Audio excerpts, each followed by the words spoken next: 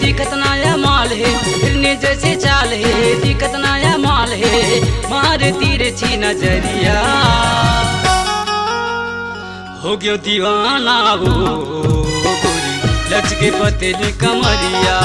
हाँ हो गयो दीवाना वो गोरी लचके पतली कमरिया।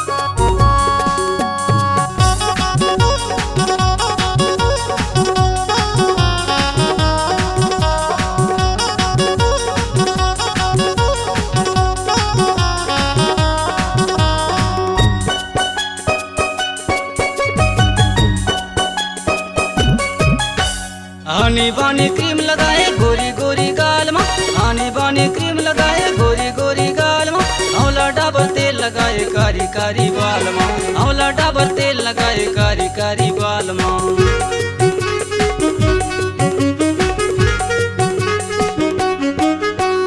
आने बाने क्रीम लगाए गोरी गोरी गाल में, आने बाने क्रीम लगाए गोरी गोरी गाल में, औला डाबर तेल लगाए कारी कारी बाल में, औला डाबर तेल लगाए कारी कारी बाल में। आना मोर तिरमाया ना गोरी झनकर बहाना, आना मोर तिरमाया ना गोरी झनकर बहाना, बने जमोर डगरिया। हो गयो दीवाना वो गोरी लचके पतली कमरिया। हाँ हो गयो दीवाना वो गोरी लचके पतली कमरिया।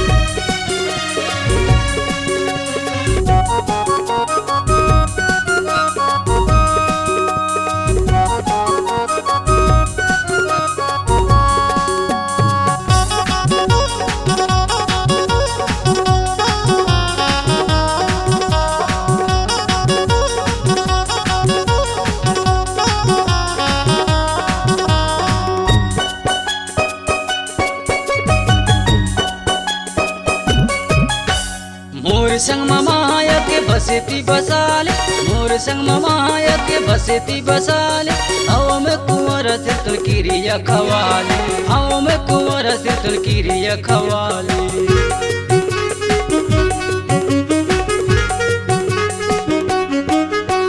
मोर संग माया के बसेती बसाले, मोर मोर संग माया के बसेती बसाले आओ में कुंवर से तुलकिरिया खवाले आओ में कुंवर से तुलकिरिया खवाले भगा तोला ले जाऊं संग वो सैर कराऊं भगा तोला ले जाऊं संग वो सैर कराऊं सुख दुख काटी ले बो जहुरिया